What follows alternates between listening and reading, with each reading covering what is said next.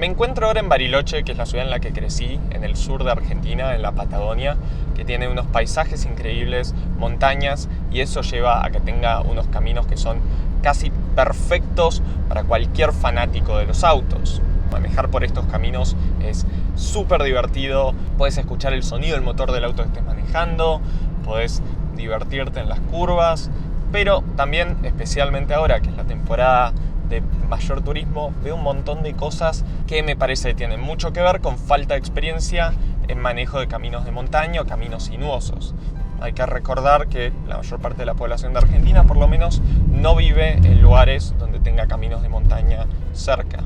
Yo tampoco soy un experto, más allá de haber crecido acá, no soy piloto profesional, ni mucho menos, pero me pareció importante hacer una pequeña guía de las cosas que uno tiene que tomar en cuenta al manejar en un camino sinuoso o un camino de montaña, que pueden ser útiles tanto si venís acá a Bariloche como si vas a literalmente cualquier parte del mundo que tenga caminos de este tipo. Si tenés alguna otra sugerencia, es más que bienvenida. Antes de hablar sobre estos tips de manejo en montaña, quería agradecer a Burnfindex. Burnfindex es una app disponible en Android y iOS hecha para coleccionistas de autos. Durante este mes la mencioné en todos mis videos porque me parece que es una app práctica y entretenida para mantenerse en contacto dentro del mundo de los autos en estos tiempos de aislamiento y restricciones. Si te gustó y la estás usando, recordá puntuarla con 5 estrellas en tu App Store. Descárgate la aplicación y busca mis autos. Podés ponerles like y seguirme ahí también. La verdad es que en este momento no estoy manejando el auto más divertido del mundo. Es una Renault Duster que me prestó la gente de Invernalia Rent-A-Car acá, que me prestaron un par de autos para que fuera probando. Y está buenísimo porque me permite conocer más de los distintos segmentos y sus pros y contras. Los choques o toques que más he visto acá es por gente que tiene un auto manual y el auto se le va para atrás cuando intenta arrancar en algunas de las muchas subidas que hay. Esta subida que encontré acá no es la más empinada del mundo, pero si yo suelto el freno de mano y dejo apretado el embrague, me voy para atrás. Mucha gente lo que intenta hacer para arrancar es simplemente el movimiento rápido de apretar el embrague, poner primera e intentar salir.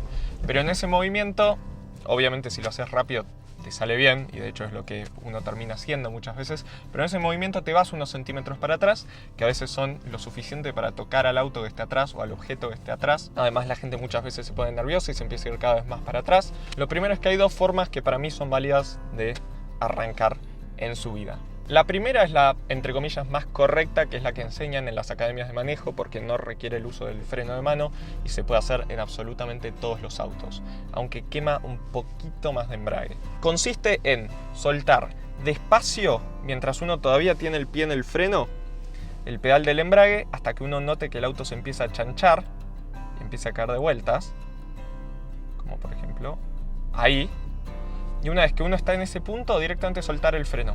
El auto solo va a ir para adelante o como mínimo se va a quedar en el lugar por el propio torque del motor. Esa es la forma que se enseña en las academias de manejo porque, como dije, si vos tenés un auto con freno de pie no vas a poder hacer la que voy a decir ahora, y además no te corres ni un milímetro para atrás en el peor de los casos. Así que es una técnica muy válida en ese sentido. Y la segunda, que es la que yo veo más seguido y la que la mayor parte de la gente usa, es poner el auto en primera, poner el freno de mano y directamente sincronizar la salida con el momento en el que uno suelte el freno de mano. Es decir, empezar a arrancar normalmente y soltar el embrague al tiempo que uno suelta el freno de mano. El problema es que lleva un arrancón como el que acaban de escuchar ahí, un arranque que tiende a ser un poquito más violento por el tema de la sincronización. Si uno suelta el freno de mano antes de lo que suelta el embrague, el auto se va para atrás. Si uno suelta el embrague antes de soltar el freno de mano, el auto, bueno, no se va a ir a ningún lado. Algo que se hace mucho en las ciudades de montaña es cómo se estaciona. ¿Ven que, por ejemplo, la rueda de ese auto y la de un par más que están estacionados está doblada? Bueno, justamente vos lo que haces es buscar trabar tu rueda con el cordón de la vereda. Entonces, en este caso, yo giraría el volante para la derecha porque estoy en subida, y de esa forma, en caso de que me olvide de dejarlo en cambio o me olvide de poner el freno de mano o lo que sea, si el auto se va para atrás, toca directamente el cordón y se detiene. Y si uno está en bajada es lo opuesto, porque como el auto rodaría para adelante, habría que girar el volante para la izquierda. Y obviamente, si estás en un auto manual, siempre primera y freno de mano. Es la trazada natural en muchas curvas. Cortarlas, que significa cruzar la línea amarilla para hacer lo que sería por ahí en pista, por ejemplo, la trazada óptima. A veces como que uno tiende a hacerlo naturalmente, especialmente si viene un poco rápido en la curva, porque es la forma más rápida de hacer la curva y la mejor forma de hacerla sin perder el control si uno viene a una velocidad elevada. Pero en definitiva te estás cruzando la mano contraria en la peor zona, porque es donde menos ves quién viene o si viene alguien de frente. Y así es también como ocurren un montonazo de accidentes por estas zonas. Es prácticamente jugar a la ruleta rusa, es 100% un tema probabilístico. O sea, estás apostando a la probabilidad de que no venga nadie. Me parece una apuesta un poco innecesaria en general, porque en el mejor de los casos ganas unos instantes y en el peor de los casos, bueno, chocas de frente, que no es algo divertido. Siempre veo mucha gente cortando curvas, especialmente en las partes más sinuosas de los caminos, y eso me parece algo muy peligroso y algo que es un hecho, una maña, como se dice acá en Argentina, que está bueno intentar sacarla. Una de las cosas más peligrosas en este tipo de caminos es lo que respecta con los sobrepasos, porque en general se trata casi siempre de caminos de mano y contramano, en lugares donde no siempre ves bien lo que hay adelante o quién viene de frente. Obviamente desde ya tenés que saber en dónde sobrepasar, y eso va más allá de las líneas que pueden o no estar pintadas en el camino, que es que si por una subida o por una bajada o por una curva no ves lo que hay para adelante, no sobrepases. Suena obvio, pero hay mucha gente que se arriesga y así terminan ocurriendo muchísimos accidentes. Pero también algo que ocurre es que la gente se tira a sobrepasar y por ser demasiado cauta no acelera o no hace rebajes. Me he cansado de ver gente que sobrepasa en lugares que son válidos, pero donde tenés una relativamente corta distancia de sobrepaso y claramente el auto no rebajó a tercera, por ejemplo, y sigue en quinta, yendo a 60 km por hora. Entonces vos ves como el auto que quizás tiene 200 caballos lo empieza a sobrepasar súper lento, un auto que va a 60 km por hora. Y eso puede ocasionar accidentes. Hay que recordar que no tenés que tener miedo a rebajar, y si tenés que pasar un auto, mete el cambio, acelera a fondo y dale todo lo que ese motor tenga, porque lo importante es minimizar la cantidad de tiempo que uno pasa en la mano contraria, siempre. Y también está el tema de dejarse pasar. Si estás viendo el paisaje yendo a 20 km por hora por una ruta en donde se te está formando una fila de autos atrás, deja pasar a la gente. Tirate a la banquina, sacate las fotos que te tengas que sacar y después volvé a la ruta.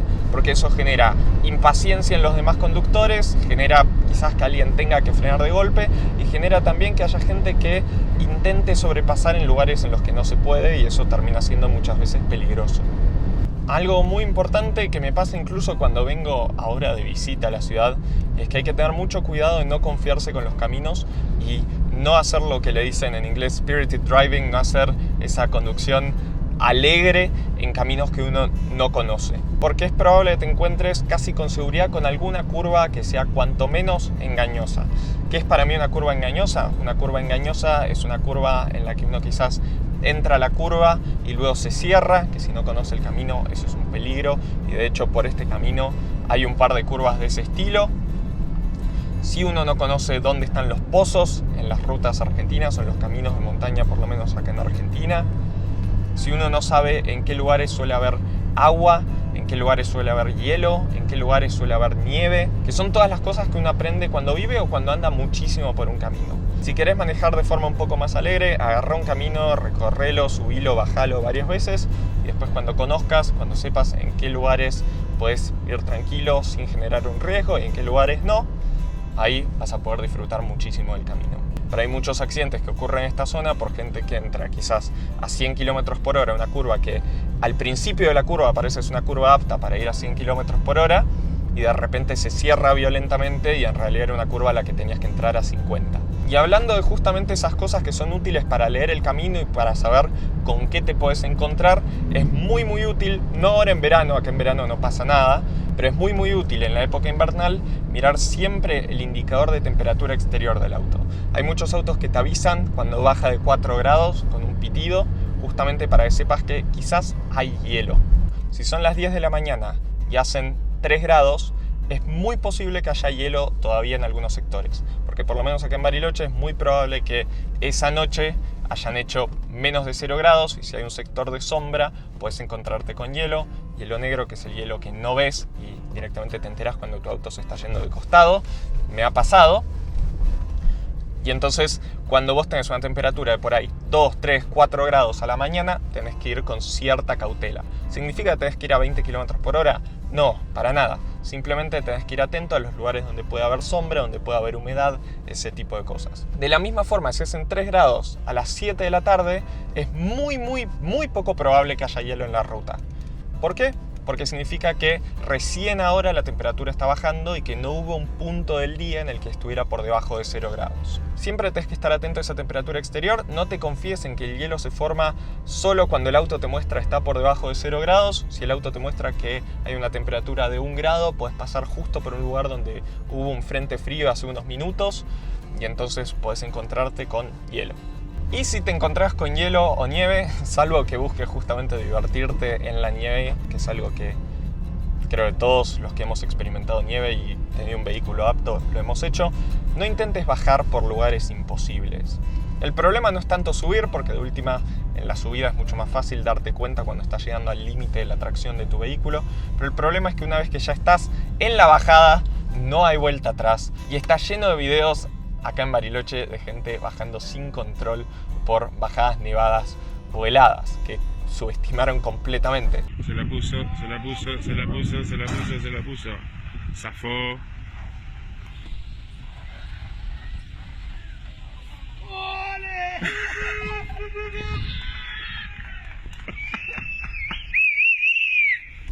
Hay que recordar que la 4x4, la tracción en las 4 ruedas, no te sirve para frenar, no es particularmente útil en bajadas, es útil para subir, es útil para doblar, pero en bajadas lo que más determina si vas a poder bajar o no es el compuesto que tengas en tus neumáticos. Básicamente, si tenés neumáticos de nieve o no. Entonces puedes tener una 4x4 impresionante con cubiertas aptas para todo el año, mandarte por una bajada y darte cuenta que estás en la misma situación que un Fiat 600 que se mandó por la misma bajada. Y de hecho, si ese Fiat 600 tuviese cubiertas de nieve, estarías en una incluso peor situación. Un consejo que hoy no es tan necesario en lo que es situaciones de asfalto, si lo era en vehículos mucho más viejos, es siempre descender en cambio en un auto manual, es decir, utilizar el freno motor del vehículo. Eso estaba pensado para no recalentar los frenos en caminos de montaña. Hoy los autos modernos tienen mucho mejores frenos, pero ese consejo sigue siendo válido en situaciones de hielo o de nieve, en las que sigue siendo mucho mejor por un tema de progresividad de la frenada y de justamente no ganar la velocidad en un primer lugar, bajar con cambio e intentar nunca tocar el pedal del freno, salvo que sea el último recurso si te estás yendo contra una pared y no hay otra. Si tomas en cuenta estas cosas, seguramente te diviertas muchísimo. Hay unos caminos espectaculares por esta zona y en general los caminos de montaña son muy divertidos de manejar, pero te diviertas de una forma en la que por lo menos no pongas en riesgo innecesario a terceros y no ocasiones accidentes que serían muy fácilmente evitables y serían bastante tontos. Son cosas que uno ve todos los días, de las que ninguno está exento, todos podemos cometer un error de ese tipo, pero lo mejor es que si se puede evitar, que se evite. Espero que este video te haya gustado, si así fue, no te olvides de ponerle me gusta, comentar y suscribirte para más contenido del canal. Hasta luego.